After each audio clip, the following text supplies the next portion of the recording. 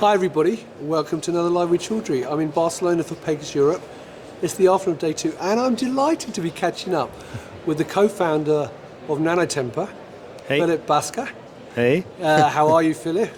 I'm fine, thank you. How are you? I'm very, very well. Look, now, Philipp and I are connected on LinkedIn, and if you know of Philipp, you'll see he's very, very active on LinkedIn. But he also attends a lot of events, both as a delegate and an exhibitor. Now, NanoTemper are exhibiting here, but we're not going to be talking about NanoTemper per se, but we are going to talk about Philipp's experiences at shows and his views on life science events in general. So, Philipp, first of all, it's lovely to see you, my friend. How are you, first of all? Oh, I'm very well. You know, many things are going on. The US election just happened, Yes, so we are all checking every 5 minutes, and now we have a result.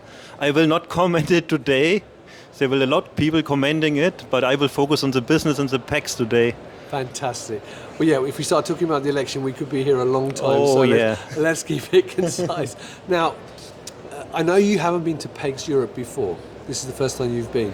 So, from your perspective as a delegate, how have you found the conference so far? I mean, it's Barcelona, first time PEGS for me, but it's Europe, so it's like a home game. I've already met a lot of friends, a lot of people like you I've never met before in person. So I really enjoyed. I enjoy to interact with everyone, to meet a lot of friends, to tighten the connection. So I would say it's a lot of fun, and the weather is also beautiful. Just have been outside, a quick espresso, and now again I'm full of energy to do networking. Brilliant. Now, you're involved obviously in a different technologies and a lot of different projects within life science. Looking at the sort of program here at PEGS Europe though, are there any topics which have really stood out for you or any talks that you are really interested in, either having attended already or looking to attend? I would say, as just David Moreno from Galapagos just said it, we hear more and more about biophysical characterizations, and I think this has to be the case. What I see is also with all these ADCs and multispecifics coming, a lot of talks about it, very interesting. The complexity of what we do is just increasing more and more, and the tools have to deal with it. So we also see more and more complex tools, and coming from physics, it's really fun to see all these cool toys for scientists. Brilliant. Now, one thing I wanted to ask you was that I know in your LinkedIn post you've talked about the sector and the economy and in terms of how the market's been. So from your perspective as a CEO of a company, what are your thoughts with regards to the market going forward? I know the elections just happened, that may have an impact of course on what's going to happen as well. But over the past year, how do you think the market's performed from your perspective and what are your thoughts on it? Let's say the honest truth about the market situation is it was a painful year. It started already in summer last year. It's been really painful, a lot of commercial headwinds. And I think we now see the money coming back. A lot of people waited for this US election we already mentioned. Not for the exact outcome, but just that it's over and we have some kind of clarity. Yep. And we already see now since October, September, that it's coming back, money is coming back, more and more funding. Our customers are not anymore afraid. 1 year ago when I visited, someone was about, Philipp, I don't know if I'm still at the company anymore. I can get fired. This is not happening anymore. People are more optimistic about the future. We're talking about budgets. They're talking about plans for the future. So I think there's a lot of change happening, and I think it will be a good change. So I'm very much looking forward to the future, as always. I'm very optimistic. Well, that's great. Now, one thing I'm going to ask you about, because I know you're very active on LinkedIn, a subject close to my heart, of course, as well. And I know you've talked a lot about self-branding as well. So, for people watching this, who maybe are a salesperson or someone who's starting their own business or something, what advice would you give people in terms of using LinkedIn to help self-promote them and their business? Because I do honestly believe, and I'm not just saying this, I'm interviewing you, that you're one of the best promoters I've seen in terms of using your branding to help promote your own companies. When you're very honest about that as well when you do it. So what advice would you give people out there if they're a bit nervous about using social media to help promote themselves or their company? I would say LinkedIn is a marathon, it's not a sprint. It takes a long time to build up your audience, your standing, so it took me some years. I'm very authentic. I try to really provide quality.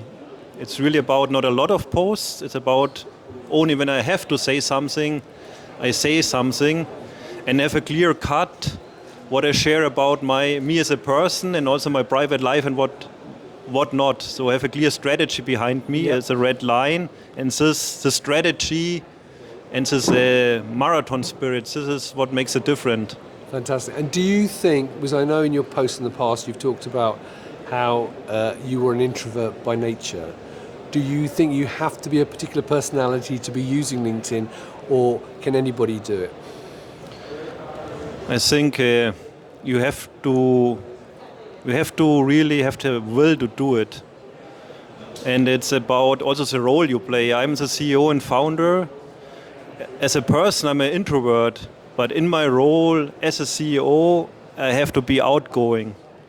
So what I did, I got some coaches who really helped me to build on my skill set and to help me to be more outgoing, to play this role.